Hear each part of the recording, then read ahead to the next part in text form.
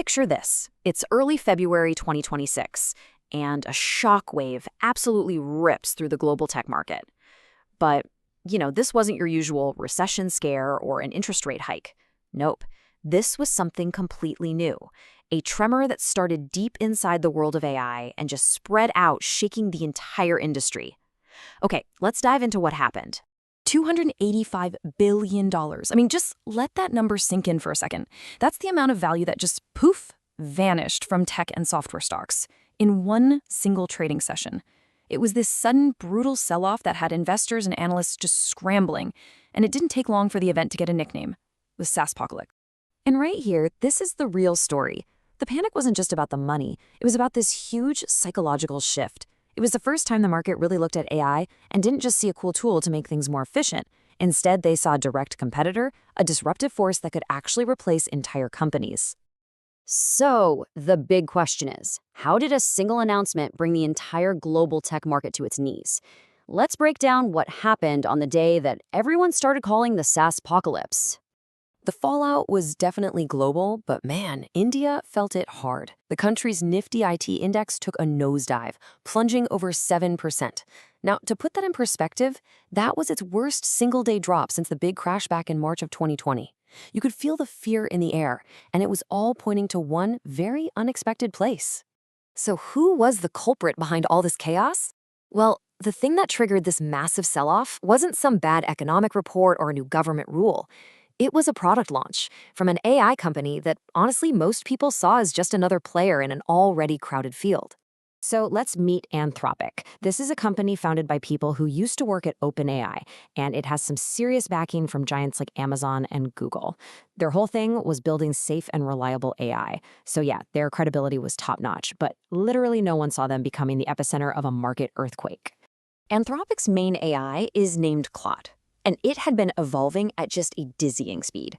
I mean, it went from focusing on safety in 2023 to being able to execute tasks on its own by 2025. But it was the 2026 launch of two brand new tools, Claude Cowork and Claude Code, that really lit the fuse. This wasn't just another software update. This was a whole new kind of AI. And this difference is absolutely crucial. See, we're all used to chatbots, right? You ask it something, it gives you an answer. But agentic AI is, well, it's a different beast entirely. Think of it less like a chatbot and more like an autonomous digital worker. It can actually plan out complex projects, carry out the steps across different computer systems, and, get this, it can even review its own work and fix its own mistakes. This is how the threat suddenly felt so real. Anthropic didn't just talk about a concept. They dropped 11 open-source plugins for specific jobs. So when investors saw a plugin for, say, legal operations, they didn't see a helpful tool anymore. They saw an AI that could replace the entire workflow of companies like LegalZoom. All of a sudden, the threat wasn't some far-off idea. It was here, right now. And that brings us to the real reason for the panic. The reason stocks fell off a cliff is because this new agentic AI doesn't just make the software we use better. It threatens to make it totally unnecessary. Right? So here's the bottom line. If one single AI agent can analyze a bunch of data, run a whole complex process from start to finish, and then spit out the final result, well, what happens to all those separate software subscriptions you needed for each little step along the way? The need for all those different specialized platforms just starts to fade away. This is a direct assault on the business models that have fueled the tech industry for decades. Just think about it. Per-seat licensing, paying for each person who uses the software, and effort-based billing, where you pay for hours worked. Those are the cornerstones of the whole software as a service and IT outsourcing world. An AI that does the same work in minutes just completely shatters that whole economic model.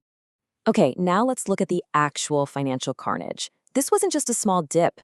It was a massive, widespread collapse that hit some of the biggest and most respected names in the tech industry.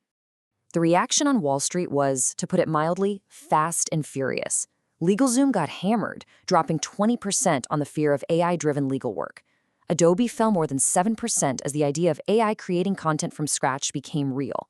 Even a titan like Salesforce took a nearly 7% hit as investors started imagining AI agents that could just bypass their entire CRM system.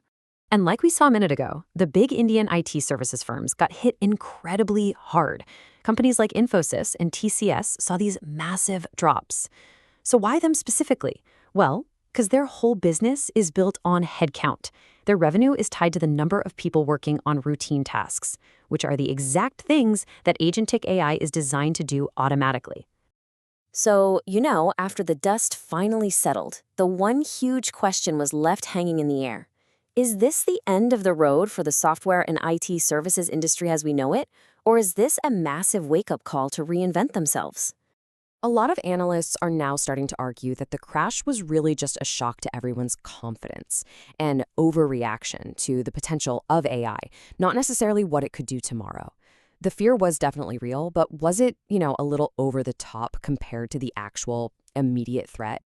And while the fear was very real, there are some pretty strong arguments that this kind of disruption also opens up huge new opportunities. For instance, AI could drive down costs so much that it makes digital services available to way more people, expanding the whole market. It could also force a much-needed change from billing for time to billing for actual results. And of course, somebody has to manage these powerful new AI systems, right? So that creates a rising demand for experts in AI implementation and governance. This quote really just nails the key takeaway from this whole thing. The future isn't about trying to compete against AI, it's about learning how to use it. The companies that win are not going to be the ones supplying people to do repetitive work. They're going to be the ones orchestrating teams of AI agents to deliver incredibly complex and valuable results.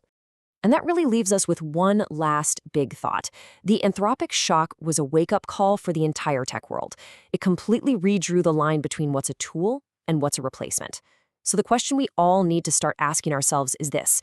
In this new world, is my industry set up to be an orchestrator, or is it still just supplying manpower? And that's our breakdown for today. If you found this valuable, hey, don't forget to hit that like button, share it with someone, and subscribe for more deep dives like this one. And please, drop your thoughts on the future of AI in the comments below. We'd really love to hear what you think.